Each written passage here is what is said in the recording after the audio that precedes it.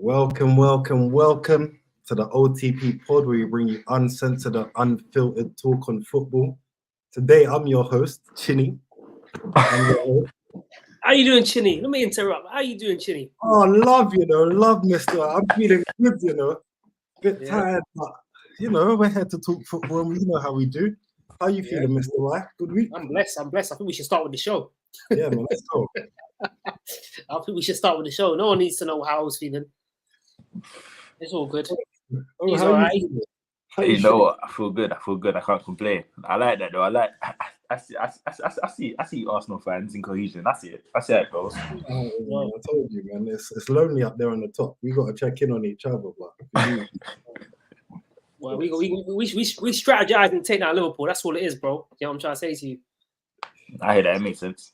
All good though. All good. Glad to be back. Man, you feeling good? Yeah, you feeling good? Teams sitting nicely at the top of the league. You know what? Hitting, but still winning. It's looking a certain somebody messaged me. It was like Sunday's gonna be serious, isn't it? Like see you on Sunday. I remember, so that kind of had me a little nervous, just a little, because I felt extra pressure. But what can I say? My team's my team. So what? You ready to get straight into it? Always. Let's go. It's your team. Liverpool hit Chelsea for 4. Where do you want to? Where do I start? I can't lie to you. I had not a poll, but I had asked some of the people on Twitter or X what they thought the team sheet should be stick. I knew for me Gomez was always going to start at left back, but everyone was like, "Let's keep it the way it was." It was a bittersweet thing for me because I felt like where Trent does, like, Liverpool fans can lie what they want. Like, Trent defensively is one of his areas that he's not the best. But I think Conor Bradley is quite good as a right back defensively. So before you go deeper into the Liverpool 4-1 battering, all that good stuff, yeah. See this Conor Bradley guy. I know he scored. He had a good game. What are we saying? We rating him like that, yeah? No, as in like because I thought it would have been Mudryk to play. So I thought for defending, you remember when he came on and he's blitzed Milner, blitzed Trent. So I was like, I want someone who's a little bit more defensively minded and whatnot at right back. So in my head, I said, start Robbo at left back and move Gomez back to right back. I didn't want Trent starting that game because I thought if that's who he's playing against, pace-wise and dribbling-wise, he might not be the best. So I do rate him, and I think you have to give him a certain rate. I'm not saying he's the next thing since side spread, but you've got to give him credit, especially after that game. You can't say he's not. Very similar to how Trent, because Trent started actually getting destroyed at right back and then grew like that. So, but you got to give him his credit. He played against Sterling. He very much as you say, like Sterling's not the same Sterling. He's experience. He's thrown into the Liverpool lineup. He's played every game since. I think it's one of those things where you got to give him credit. But shooting. Did you manage to get hold of the game? Like, did you watch the whole game? Me? No, Mr. White. Did you watch the whole game? Yeah, I watched the whole game. I rate him. I said it. About, like, did Sterling, like, he didn't pocket Sterling? No, he did. Listen, what it's saying. Nah. But you can't. It don't mean he didn't do. He could only do what he did, and did he get beat? Did he put himself defensively in great positions to not get beat? They was having, when they doubled up on him, him and Kanate just did well to cover and whatnot. I think he did well. I think he showed a very mentally showed a very good game as well. In terms of like his position, where to be, then his tackling, and then when to go forward and whatnot. He wasn't just bombing every minute he got. Sometimes he held back, sometimes he inverted. I just felt like it was a good. It's hard to step in and be expected to do what Trent does going forward as well. Yeah. And he's got himself a good amount of assists. He's played a healthy amount of games, of which some, he ain't really had a bad game. So I have to give him credit. Yeah, can I touch pocket, on the term I remember pocket. a few shows ago. Go on. Sorry, I said I remember a few shows ago. I said I like the look of this kid. Yeah, from the outside looking, and obviously I ain't got no allegiance to Liverpool. We all know who I support. But I looked at the kid. I was like, you know what? He's got something about him, and he's a different profile to Trent. He's a more traditional right back. I'm trying to say to you, more up and down.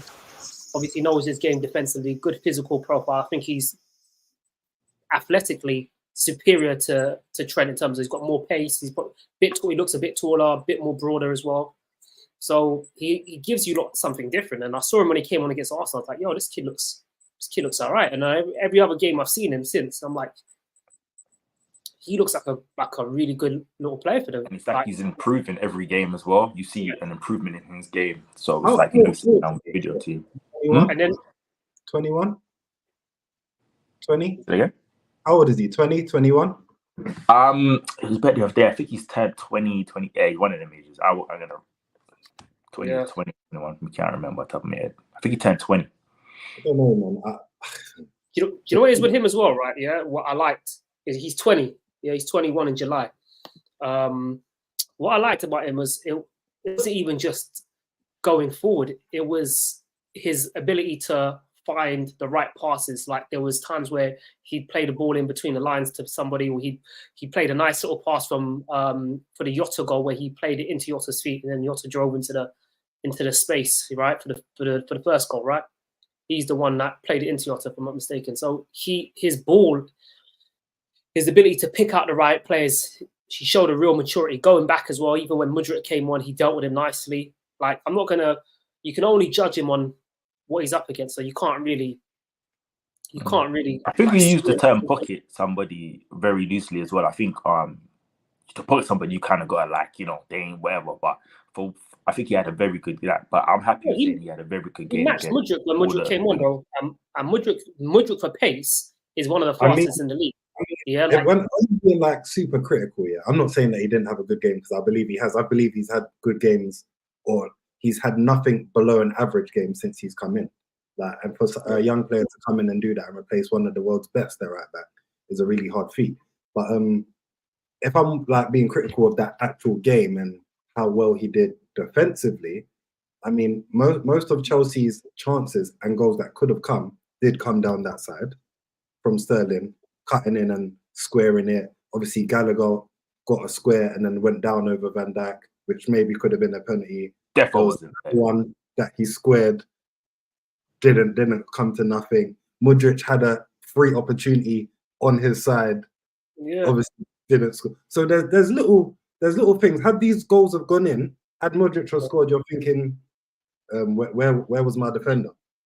I mean, but also I don't think it wasn't to do with when Mudryk should have scored. I think that was good play. Also, it was. I wouldn't look at Conor Bradley and be like, "You are." And it was off a counter attack, wasn't it? It was off using the ball and and then gave me a touch, so he's automatically out of place. And if you actually see where he got from where he started, I mean, obviously he still was able to get the shot, but he got back quite quickly as well. That is what we talk about Trent for. When Trent is out of position and then he gets run ragged because he has to now recover, those are the same things that we like. Well, not me personally, because I don't really mind. I kind of understand why Trent gets run ragged, but if he's being asked to do something else and he gets caught out, it's not his job now to get back into that spot. I think it's different with Trent though, because I think with Trent he's more of a ball player and he doesn't like the other side of the game. Whereas I feel like Conor Bradley is basically a right back version of Andrew Robertson in the sense of he's more of a traditional up and down fullback who'll go, I like that. Offer depth. Will hold width and run at players, and also has got no problem running backwards. So I think when you have offensive fullbacks, you're always going to have that dynamic of where you can get caught out. Of getting caught out, yeah. Well, not to knock him now, because he's been having a good games. He's going to save you a lot of money as well, man. Like when you really deep it, he's going to save you a hell of a lot of money because you now have a different profile to Trent. You got a traditional fullback who can give you the stuff that Trent, in my opinion, doesn't offer. Traditional profile that you might need because Trent might leave.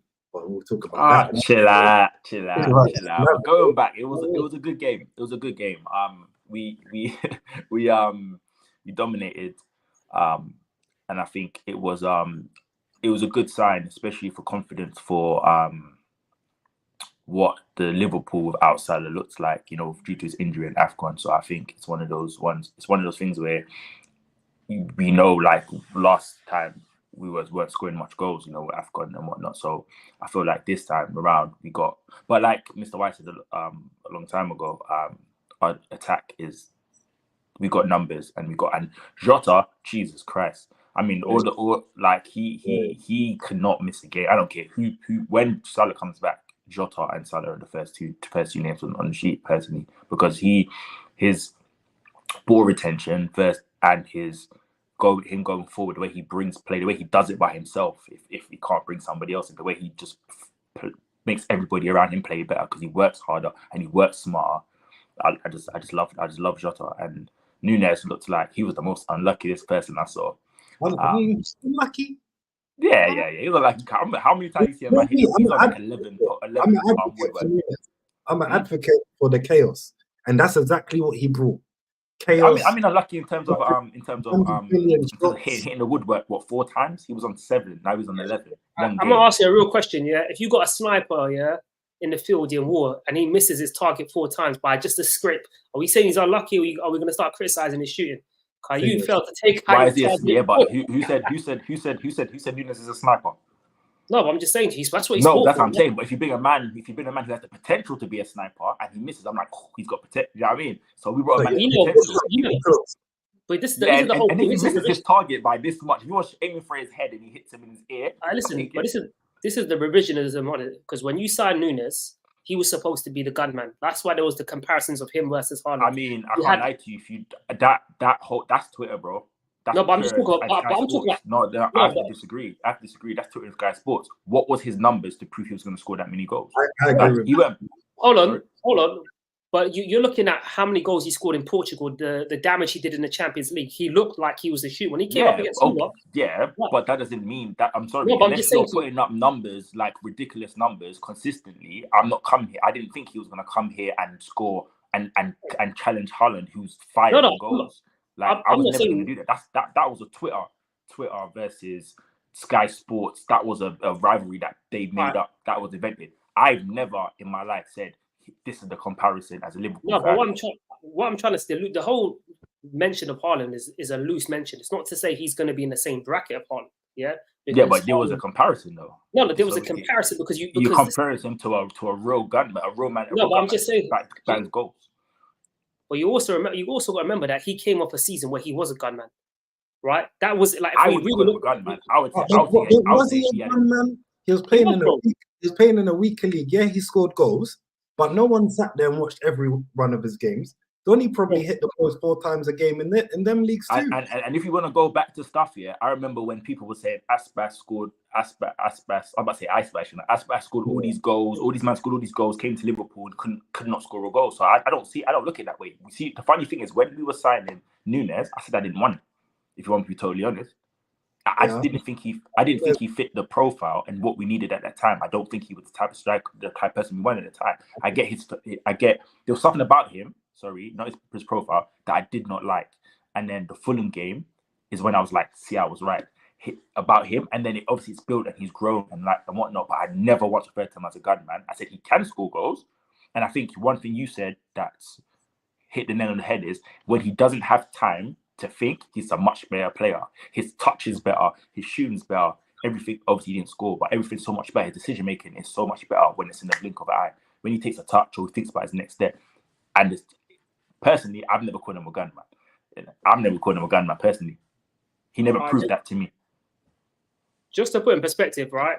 Yeah, I think he got 26. He got 26 goals in the Portuguese league from I think 28 games. It looks like 10. Doesn't mean nothing. 10 in the Champions League. Yeah, 6 goals in the Champions League. So when you're looking at him and you're looking at how season on season he was improving, his goal scoring record was improving. Because I remember looking at him thinking, okay, cool. Like he'd had issues previous to that season at Benfica, the season that he signed him off. His finishing was inconsistent, but it looked like he found his feet and he was starting to kind of become the player that, Yeah, but he also to me did what it's gonna sound similar to what Diego Costa did at Madrid, where he played left wing and then filled in up front, and he played here and he played there. And see me with them type of players, I'm very skeptical to call them a gunman. Same thing like Gakpo. Gakpo could have scored many goals, but when you're still deciding if he's playing left, striker, blah blah blah blah, I'm very much like, we know you can score goals. I don't think he unlocked that yet. He's gonna unlock it. I think it's going to come, but I don't think I never once called him a gunman just because I just feel like. Yeah, I saw variety of finishes. I saw chips. I saw left foot finishes. Yeah, but do you know what the Liverpool fans that backed what you said were doing? You know, when we played against them and he hit the post and almost scored like twice and it was good shots, they were saying, "Oh my God, he's amazing, just like Torres." Bro, what are you talking about? He didn't score. He hit the post twice. And if you go off that video that everyone, I'm sure you guys see that video where he played us and he hit the post twice and he had that volley and Alisson made a great save. And that's exactly what we have right now. So if there's any in like show of what he's going to be like, that was the perfect game. But that was the fans that were saying he's like Haaland and he's going to be the next Fernando Torres. And I think he'll score goals, but he'll never be a goal scorer. I think he can be a goal scorer. I think he can be a gunman. Like, scoring goals doesn't make you a goal scorer. Like, he can score goals, just like most attackers can score goals. But his first instincts and his strength won't be to put the ball in the back. That's not his number one ability. He'll never be a Jota, calm and composed finisher. He might even score more than Jota, but he won't be a better goal scorer than Jota.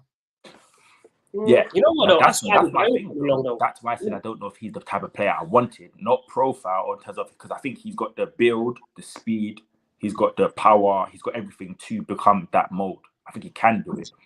That's another reason why that is what you said, Chinese, exactly why I said I don't know if he's the man I want. But then we're at the time, who was there to sign? I didn't know at the time. Sorry, Mr. Why I cut you off. No, I was saying to you, I saw Adebayo have similar issues when he first came to Arsenal. Who? Adebayo, yeah, like when he first came to Arsenal. No, I'm saying to you, I remember seeing him and thinking to myself, like, this guy's finishing is hit and miss. Like, he'll nicely place a nice chance 1 minute, he'll miss another sitter, and all of a sudden, with experience, with more practice, more training, more coaching, he became a finisher at Arsenal. I know his career taken. Yeah, bro. Remember before, bro. He did, bro. In those 2 seasons, you forget, bro. Those 2 seasons before I'm not saying he didn't score goals, but was he a finisher? Bro, he was, bro. Those 2 seasons. When I think finisher, I'm thinking. I don't think of him. When he goes through on goal, are you saying he's banging that? That's the scoring. Off those last 2 seasons before, because I think what skews Adebayo's narrative is that after Arsenal, his career went downhill, right? So he never continued. His trajectory at Arsenal was never maintained. He went to City, went to Madrid, went to Tottenham. He was never the same player, never hit the same heights. So therefore, it kind of taints where the levels that he hit for those 2 seasons, right? Because he was scoring, he wasn't even just scoring all types. He was scoring all types of finishes, chips, bicycle kicks, volleys outside the box. He was showing things that he never showed in the first instance. So I think what's the issue with the Adebayo comparison is that because of what happened later down his career, we forget where he was, because Milan wanted him Milan were after him. He was very. I don't put Adebayo as like a finisher or a clinical finisher. As like, I don't put him in as. I don't know. Those 2 seasons. I'm talking about those 2 seasons. Forget what happened after. So where do you hold Van Persie then? Huh? Bro, Van Persie was another one. But do you hold them in the same category? No, but again, it was very different. Van Persie is a better finisher. I'm not saying that he's as good as Van Persie. So when you said it was like Van Persie is a finisher. He's through on goal. I'm more or less 95% sure that he's putting it in the net. Adebayo goes through on goal. I'm thinking this. I don't really know. You might run into the again. Like I said, if you go back and watch, I implore you. We can move on to the next subject anyway. But I implore you, go and do your research on those 2 seasons. Go back and watch the finishes of those 2 seasons. Bro, I hear you. But there's some average players who's chipped keepers and dinked over them when they're finishing and whatnot, or people that's not cool finishers. No, but I'm saying I hear what you're trying to say, but we have that though, don't we? Like, no, I'm saying his game developed and he became. Yeah, of course. And I think it's the same thing with Darwizi. He will get better, but it's like, let's see who the next manager is. Let's see what happens. But if you don't maintain that, this is the thing. If you don't maintain that for longevity, it gets forgotten about. because then you start to look meaty. And his whole career after Arsenal was very meaty. Let's keep it 100. He was never like, at one stage, he looked like he was one of the better strikers in Europe. And then he fell off, bro. Yeah, I'm trying to say to you, it all became about money. So it's a whole different, like, it's sometimes it gets forgotten about, right? But going back to the thing, are we going to talk anything about Liverpool? Are we going to talk about just before we what are we saying? Because O already said that the Gallagher one wasn't a penalty. Me personally, that's definitely a pen. That's a pen. I mean, you've won the game now, or you can say it was a pen. I don't think it was a pen. You see, on Sunday, if any of your players go down like that, don't talk to me about pens when your boy slapped the ball, when your playmaker slapped the ball when we played. And that was a pen. That's a pen, bro. No, Bear man was telling me that's not a pen. That's not a pen. Yeah, bro, the man's. Bro, he was Steph Currying, bro. He was all right. Like, I don't want to hear nothing about no pens. Yeah. Hold on. But listen, I can sit here today and tell you that was a pen. Yeah, I genuinely don't think. Why was the first one's a pen? The first one I don't think is a pen. The second one I think is. Why wasn't Gallagher's one a pen? He's taken the touch. He's gone round, and what we saying, Van Dijk hasn't touched him. My thing is, I don't think there's enough contact, proper force brute contact for him to go down like that. Was there enough contact when Jota went down at Newcastle against Newcastle? Because there was more contact on Van Dijk's leg than Jota did. I don't think. Okay, and that's a good question. That's a good question, my friend. Because I don't think that was a penny either. However, the keeper said I did touch him. I don't think it was a penny. That's what I'm going to say to you. But that's me. But it wasn't. As soon as you touch the player, and there's contact, especially when the players. I think because it was slowed down and we get them angles, it looks like I don't think it was a pen. Personally, I don't think it was a pen. I'm just saying, I don't think, and I'm not being like, I don't think it was a pen. I can't lie, boy. That Anfield and Klopp tax is hitting hard, boy. You know what I'm trying to say? That was I mean, it didn't hit when your boy's playing basketball. So yeah, but Klopp hadn't announced he was leaving, boy. That's all this. Second one, still pen. Yeah, we're all in agreement. No, the second one. Oh, the second one. Yeah. Sorry, I'll be saying. This one, Stonewall pen. But you know what? You guys came up 4-1 winners.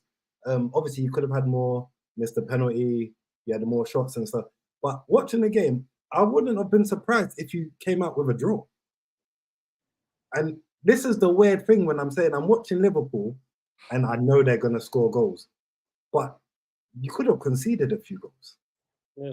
But that's always been the thing, innit? We can always get at defensively. Like no matter what happens, like we play well. For you know, the thing about us here, we either concede very early, I've realized, or we concede in that last 20 minutes becomes a scrap, or the first 10 minutes becomes a scrap. It's either the first 10 minutes or the last 20 minutes. This becomes a scrap for us, and then we just look so open. Like, and then you have the moments where Van Dijk seems to have a lot of these moments. So it's like, is it not? So it is with Liverpool. I said this from the beginning of the season. Their attack is their trump card. So no matter how much they defend, or no matter how shit they defend at times, their shooters will always get them outside. They've always got. Remember, without a natural six, and don't get me wrong, I think McAllister, the last 2 games I've seen him play, it's the best I've seen him play. I see some fans getting really excited where, you see, we don't need a 6. I'm still taking Caicedo. I'm still signing the 6 to get all that, and I still want a better 6 than Endo. But you know what? The fact that you lot went after Caicedo tells me you don't want to see. Like Klopp didn't want a traditional 6. No. Yeah. I don't see Caicedo as a 6.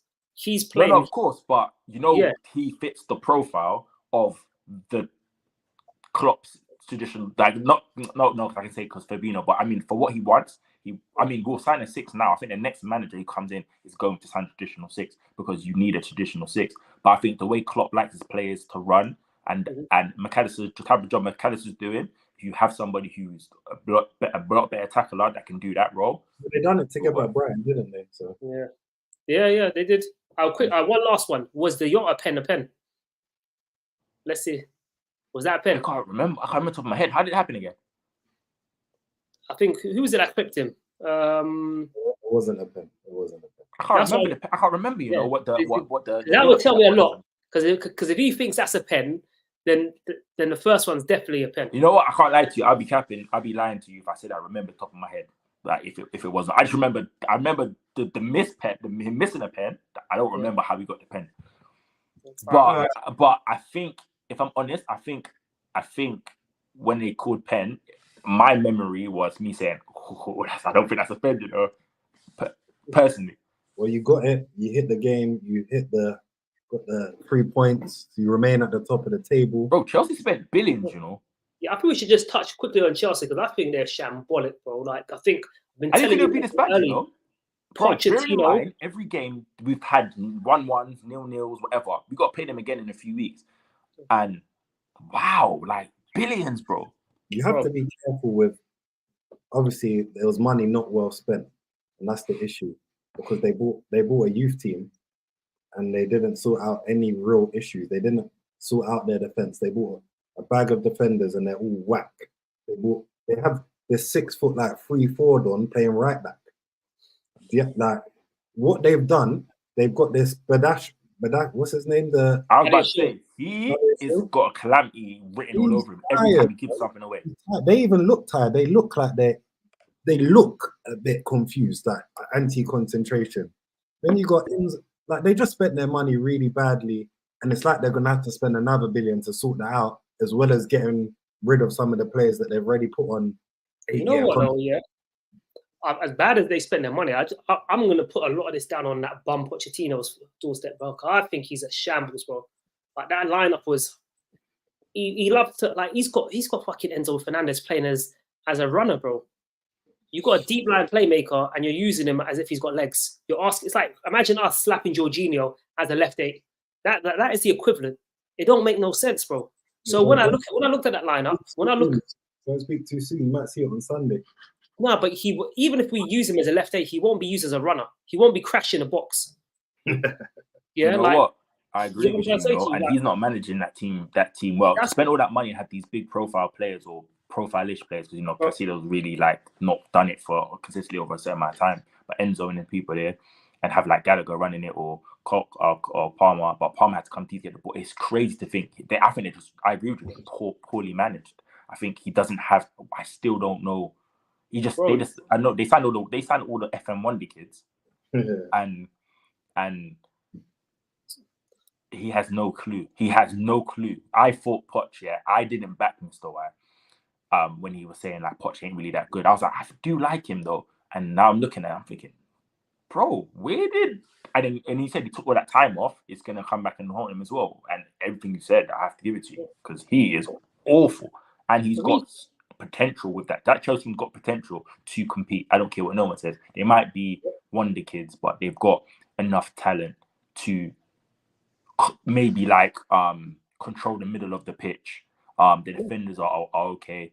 Their goalkeepers okay, and I feel like they've got enough power to, you know, okay, striker wise, they're in trouble. But I think in the middle of the pitch, they should be dominating almost every game. Bro, he's not coaching that team, bro. He's not coaching that team like. And you know, we've spoken about Ange Postecoglou this year, yeah, and him working with bums like Emerson Royale and Davies at centre back. Yeah, Pochettino has an array of centre halves, array of fullbacks. The midfield is solid. No, bro. Listen, let's keep it 100. You might not rate all of them to the standard, but they're good enough to get you. They're good enough to buy the 6'2" right back. You said whatever his name is. Buy him. Yeah, Badia Shields, whatever his name is, shit. Thiago Silva's in a retirement home. Like Fofana's in a wheelchair somewhere. Well, listen. Let's keep it 100. Yeah, as bad as old as Thiago Silva is, Thiago Silva's still an experienced player. He came up. He's probably one of their best centre backs. Best centre halves. Yeah, you got Malo Gusto, who is a solid young right back. Yeah, you give these players to a De Zerbi. You gave him to an Ange Postecoglou. You're looking at a complete different thing, bro. Yeah. They'll have a because even like Kowa and them, man. They remember they have like they wing backs wise. They've got enough wing backs to compete. Obviously, they're injured. There you go, bro. So they got enough centre backs. There you go. I know they don't have a striker, but you can still create chance creation without a striker.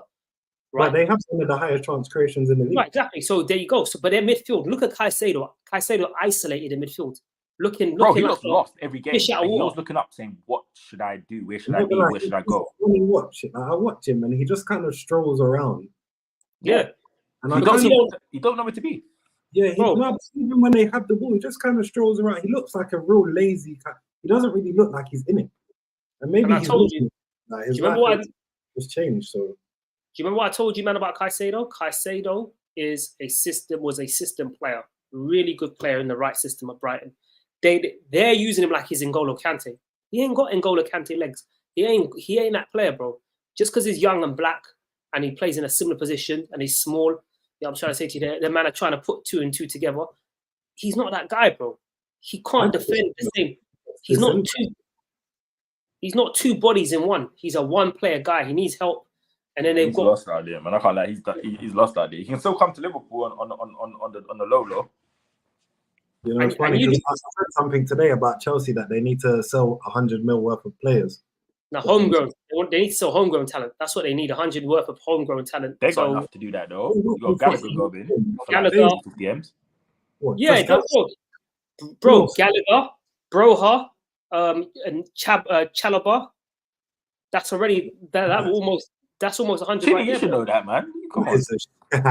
That is a shit 100 mil, boy. But they'll get it. Broha will get them. Gallagher, they're not going to be used.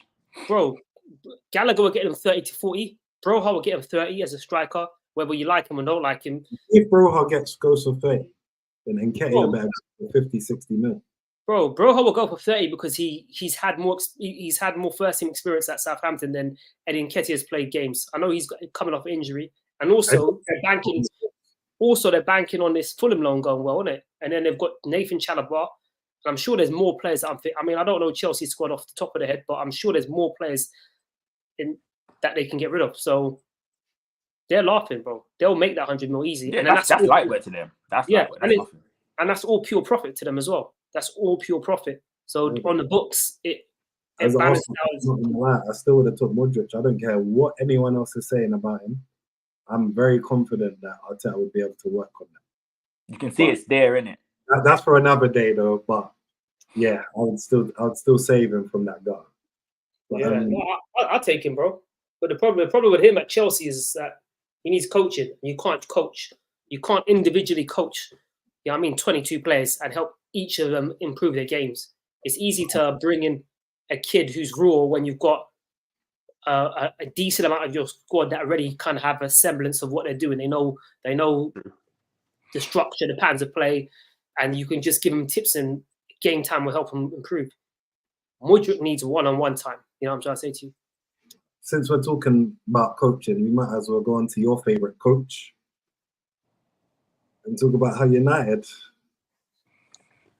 Hey, I'm not gonna lie to you. First half, United's always straight to Mr. Y, you know. Listen. Let me tell you before Mr. Y starts his talk, because I know what he's gonna say because I saw his tweets, and he was talking about United bopping the ball, United playing. The best they've played identity. They had a 20-minute period where they played some football, and Mr. Y was tweeting about it like after 20 minutes. Nah, what is that objective to say? Bro, I bashed him. He was tweaking. You was tweaking a little still. You was tweaking. Wait, hold on. You was tweaking a little. You weren't writing sentences. You was writing paragraphs. I ain't having this slander. All I said is, hold on. I mean, to be fair, they were like 2-0 up in like 25. So I hear it. Bro, all I said was, are my eyes deceiving me? Yeah, United actually playing football, bro. I ain't seen it all season, bro. I didn't see that first part. I can't lie. I didn't see it. My bad, though. Yeah, so it went. Bro, Chinny's just trying to. I'm trying to say to you, he's just out here trying to send shots. Like I was sitting here, you know what I mean, gushing over Ten Hag's football, bro. I was just like, raw. Like I'm shocked. Like I ain't seen no football all year from United. And then you're looking at Dalla was inverting, right? Shaw was overlapping. It looked like they had some sort of cohesion. They had Wolves pinned.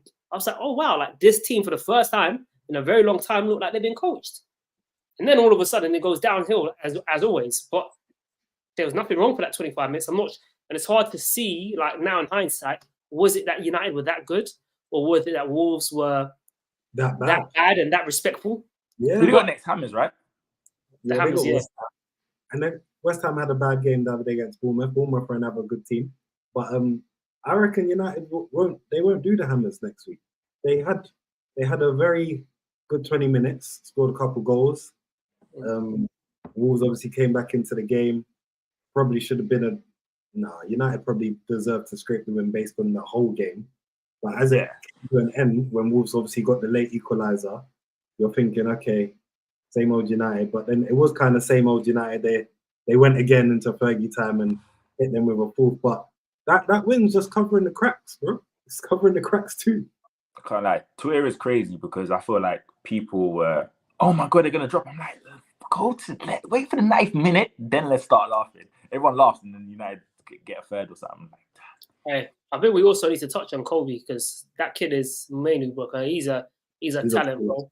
He's a baller. And I think one of the positives I'd say for United would be for them to have a more balanced midfield. I think for the first time this season, they've had a balanced midfield. They've had a proper CDM.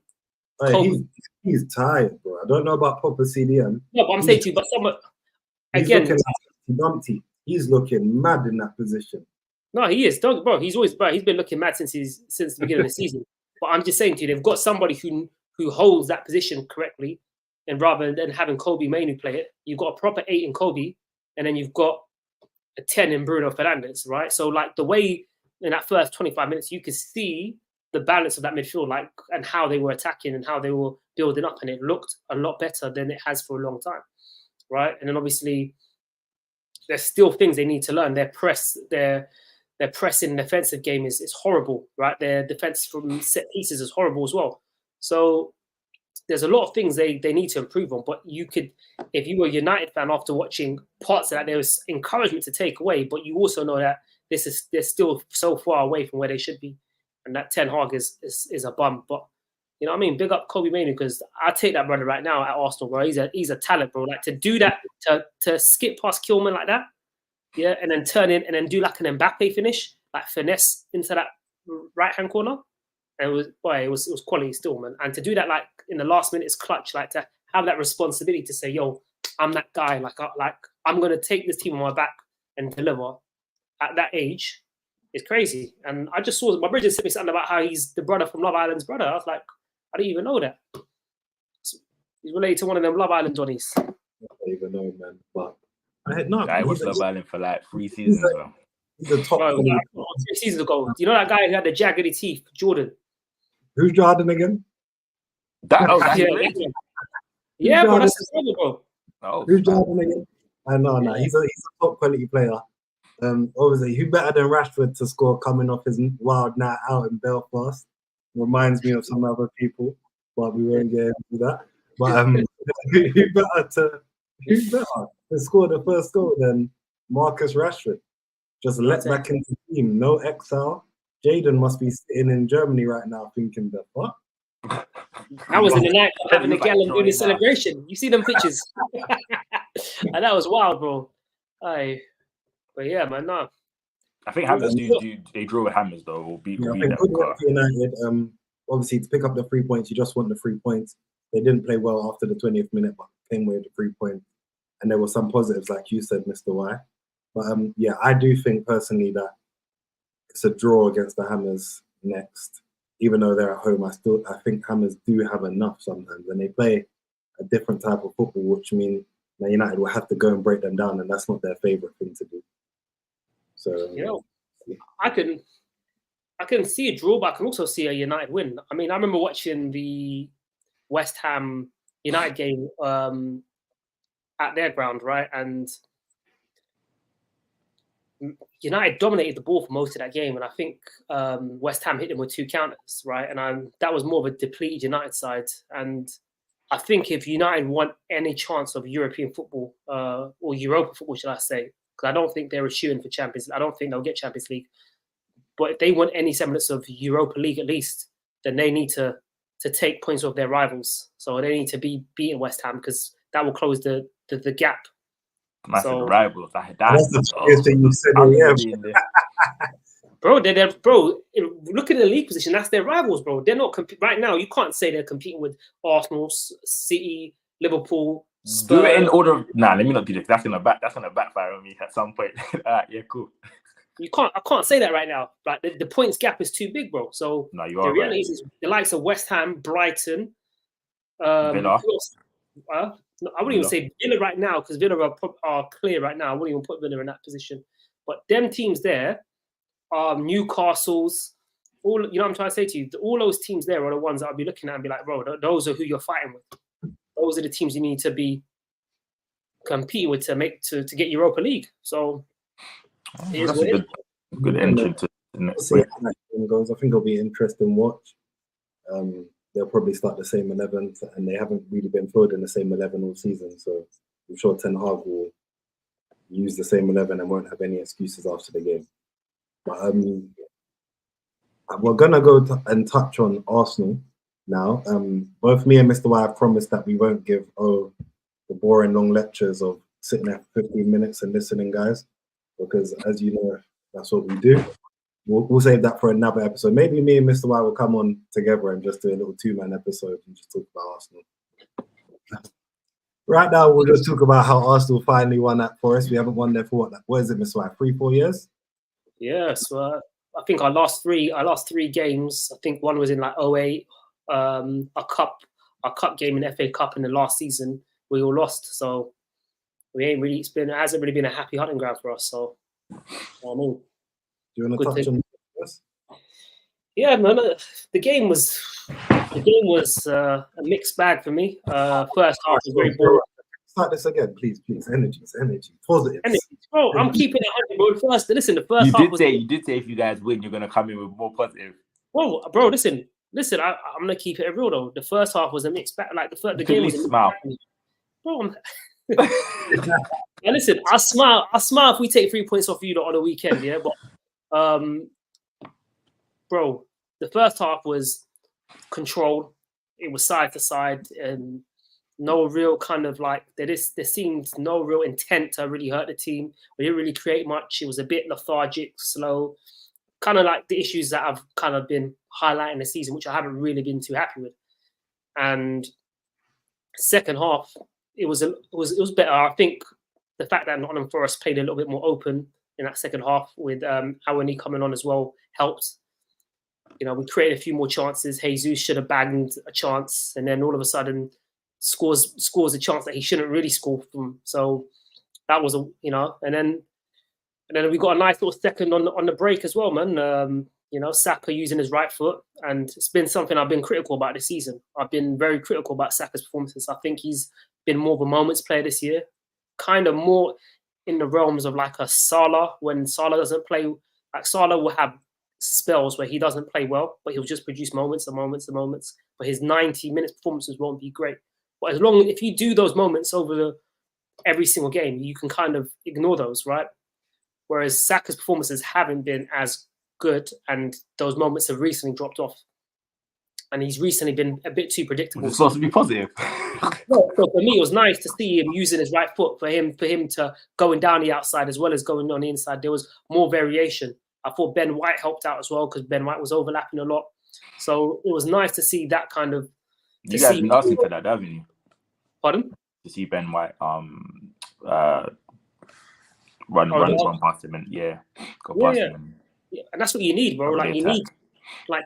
When you look at football, like when you look at inverted wingers, a lot of times, even like when you saw, we were just touching on United a second ago. Look at Rashford for getting ready to cut in, and then you had Shaw bombing forward for the overlap that got them the second goal with Højlund tapping it in. You need that. It gives you so much. It gives you another bow to your string, another way to hurt your opponents, right?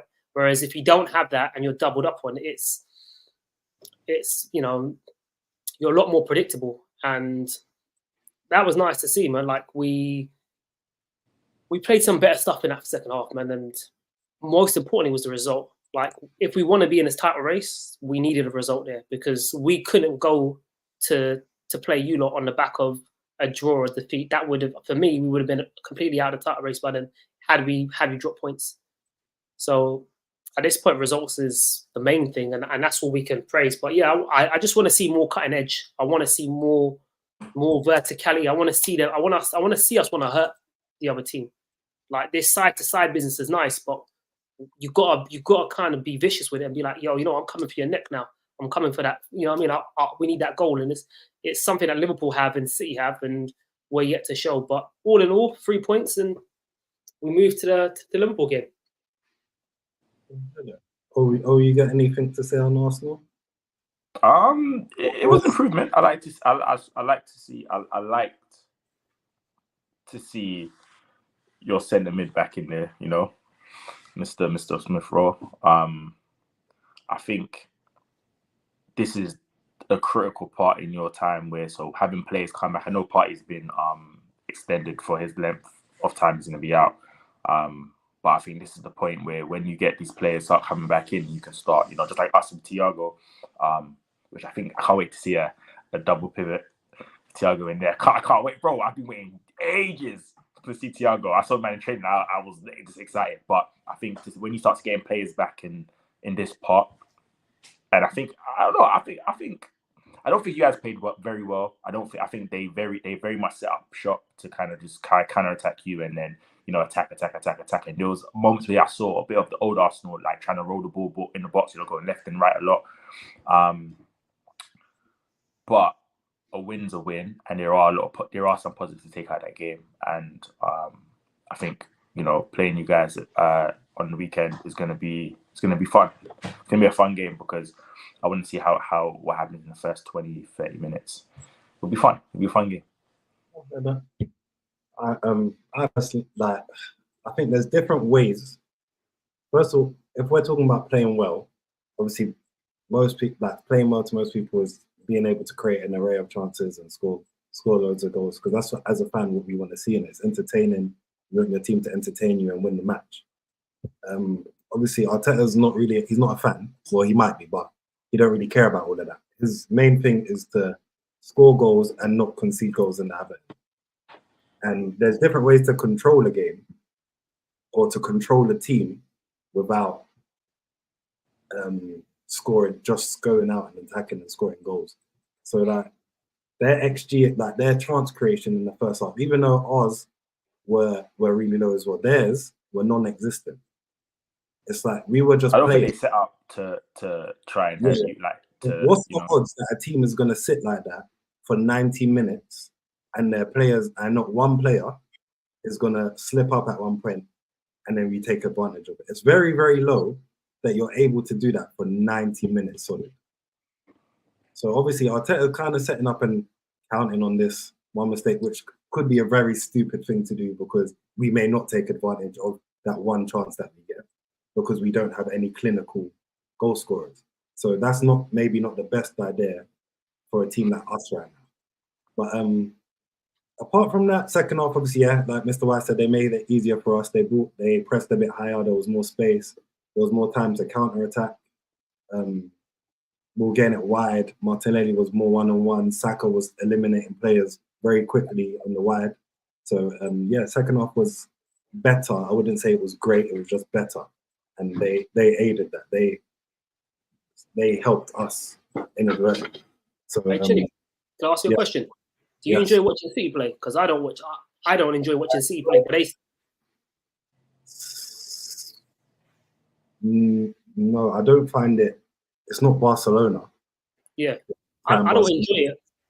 But I would say they still create more chances than us, and that's where my criticism comes from. It's not about even enjoyment. It's just about they got better players. Yeah, but I'm just saying to you. But that's what I'm trying to say to you. It's not for me. It's not about the enjoyment aspect. I'm to rice, baby. Rice, baby into Sunday, brother. And hope that it's not rice, baby. So yeah, for me, it's not even about enjoyment. For me, it's just more about. It's more about if we're going for the control style, are we creating enough to sustain that control style? Because like I said last episode, like that Nadim Manoa quote hit me real deep, and I was like, that articulates everything that I feel about Arsenal, where he's like, when you have the ability to score goals, you'll always be in the game. If you're a team where defensively, where you're so reliant on defensively, it's like defensive luck. Being solid defensively is also about luck, because you can head the ball out to the right position and someone can score a screamer, or someone can do a bit of magic out of nowhere, right? I mean, look at how we lost against Tottenham. Right.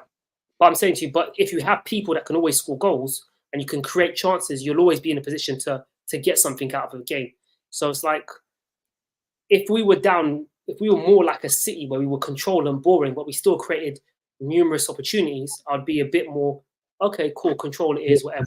It's one of the hardest things to do in the world. We're playing against teams that put 11 men behind the ball. Any time that we haven't played against a team that's done that, we've played well. When we played against Liverpool twice. Yeah, we haven't beat them twice. We should have won the FA Cup game. Clean as day. The league game, not so much. At Anfield, obviously, that's a very, very different scenario. Well, that would not even a point. We should have cleaned all the Champions League games where teams allow us to come out a bit. It's a whole different story. When you're coming up with 11 men behind the ball, there's only one team in world football that break that down all the time.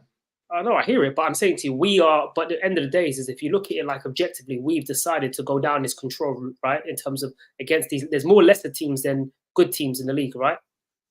So we've decided to go down this route. So if you're going down this route, at least have enough chance creation. Because look at Liverpool.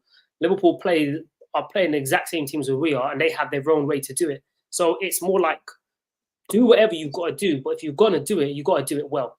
You got to. It's weird because our expected goals is the highest in the league. Yeah. So where's it about chance creation? Is about the type of chances we're creating. Is about the person on the end of the chance that we're creating for.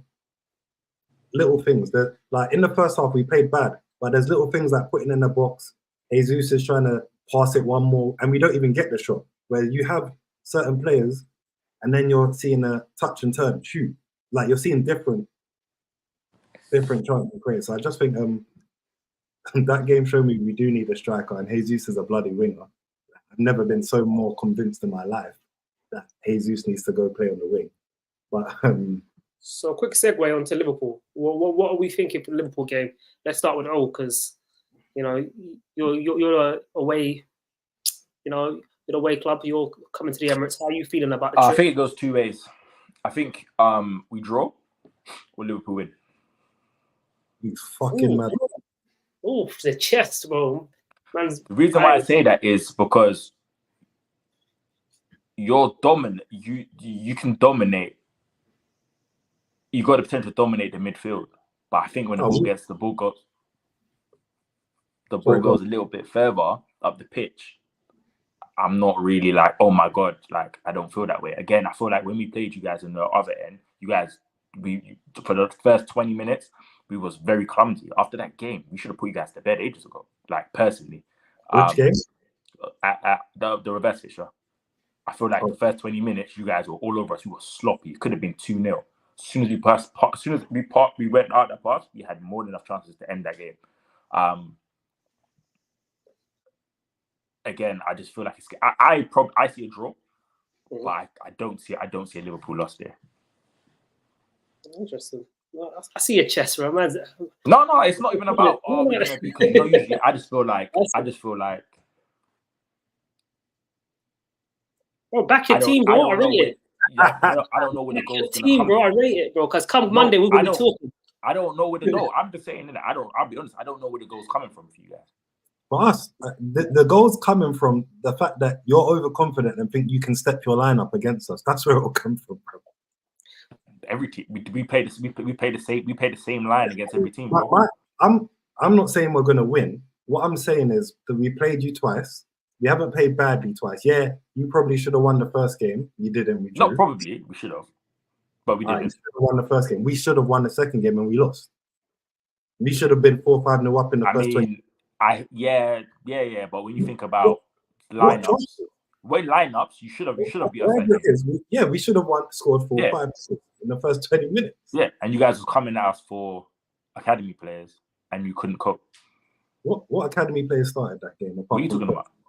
Apart from the centre back, who else started that game? That's what I'm saying. And then we made the subs, and then we won the game. Yeah, but you know what? I'm gonna jump in for this one because I think there's a lot of I've seen this discussion going around a lot of times, and I feel it's a bit disingenuous because I feel like there was a lot of rotation of players that wouldn't usually play. You had Kiwior playing at left back, you had Reece Nelson playing, you had Kwanzaa playing for you lot. So Van Dijk wasn't there. Trent wasn't there, but there's loads of players on both teams that wasn't there. Thomas Partey's not there. Trent was there.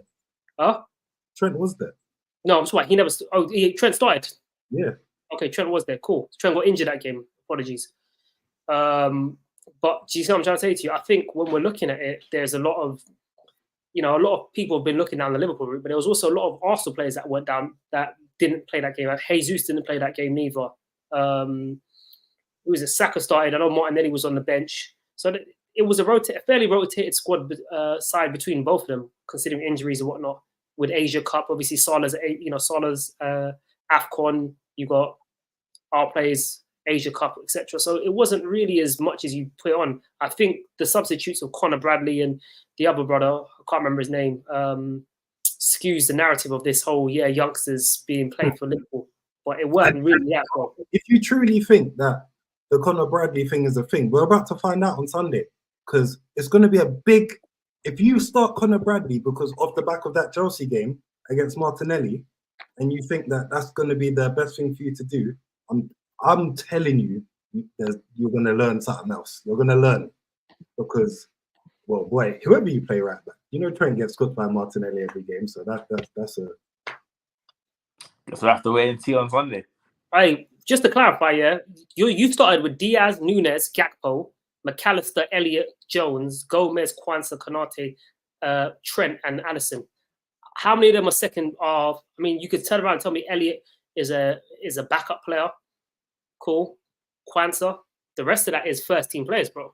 So when when you're sitting there telling me about kids, that's a very skewed narrative. And if we look at Arsenal's lineup, right, it was Kirill, Ramsdale, Gabriel, Saliba, White, Odegaard, Rice, Jorginho, Saka, Kai Havertz, Nelson. So, right, that's not essentially both first teams. Is that 2 for 2? 3 for 3? No. Well, you had two missing. You had we'll count Elliott and Kwanzaa, and then we missed. We didn't start our starting goalkeeper. I won't even take that. I won't even give you that one. We'll leave that one because who knows who our best goalkeeper is, whatever. We had Kirill, definitely not a starting left back. We started Jorginho, definitely doesn't start with our strongest team. We started Reece Nelson. And we played Kai Havertz up front, which is not really where he's played for us this season. If we're to be very objective, he's played in midfield this season. We're not having that one. I'll give you guys everything else, cool, but he's played everywhere. So we're not doing the whole Kai Havertz. He play up top. He's only played midfield this season. But go on, no, but he's played up front, and everyone's played up front. One game, bro. And the Community Shield, bro. Community Shield. You don't even count it as a normal game, you lot said. Wait, he's only played one game up front. One yes, game. Community Shield. Have you guys not been screaming for? Have people not been screaming for him to play up front? And up front is his best position. But that's not all Did we're the man say his up front is his best position? We're saying that. Did the man them not say his best position is up front? Oh my budget. It's questionable, isn't it? Cool. You know what? I will accept my L. I took an L there. Hopefully your team takes another L on Sunday. All right, chill out. Second one in North London, inshallah. VAR, do your thing. I'm trying to say to you. Goals, all of them things. Round it up here, finish off. It's been a good show, funny show. I hate it when we play you guys. Just a quick one before we leave. Predictions, Chinny. What's your score prediction? Because I never heard. Arsenal? Yeah, Arsenal, Liverpool. 2-1 Arsenal. 2-1. I'm gonna go for. Come on, man. Hopium, which is gonna be Hopium, should I say? Yeah, so it's gonna be 3-1 Arsenal. Yeah. Look at your face. He doesn't believe it. What you're saying. I said hopium, bro. I'm hoping that this happens. No, I know exactly what you meant, but the smiles after is just like. Yeah, listen, I've got a smile because I'll be real with you. We haven't. When you said something earlier quickly about how who's going to score the goals, but I think one thing that Liverpool have shown is that they do concede a lot of opportunities, so goals can be scored. That's that wasn't the reason why I was saying it's they can be. We saw it at Anfield very early, and it could have been more very early. We was a mess. They can happen, but I just don't know where it's coming from at this point. The atmosphere is going to be different. I think Premier League game, the atmosphere to FA Cup will be different, and I just want to raid on Cops Parade. Like, well done, with respect to you, but bro, there you go, bro. I mean, enjoy. Oh, now he's leaving. You wanna reign this player and respect him. I see you. No, you want people that only buy art when art is dead, innit? No, I respect him. But yeah, bro, like there's discussions about Premiership legacy, and obviously, if he ends with one Premier League title, I'm trying to say to you, same as Claudio Ranieri. Claudio Ranieri. I'm trying to say to you. So what I mean? Long may it continue. What I'm saying to you. What are you saying? Oh, 1-0 Liverpool, 2-0 Liverpool. You're sounding confident over there. What are you saying? I said 2-1. Okay. 2-1. But I said if we, I'm leaning more towards a draw, but I don't see us losing. It's gonna be a hard game, man. But on that note, guys, thanks for watching. I'm your host Chinny, co-host Mr. Y, another co-host O. Hit us up on the YouTube, the Insta, the Twitter. We're not calling it X. Only O does that. We don't care. Hey, when I get that blue tick, I'm gonna call it exactly what it is. You're gonna see us after the game. You know what, guys? I might even just pop on and just do a live quick and just stream on Sunday straight after the game, just quickly. But yeah, you're gonna see us. Depends on the result. Yeah, you might not see Mr. Y and myself, but you might. Yeah. You might we'll be doing a solo. Hey guys, love every time, and yeah, man. See you next time. Peace.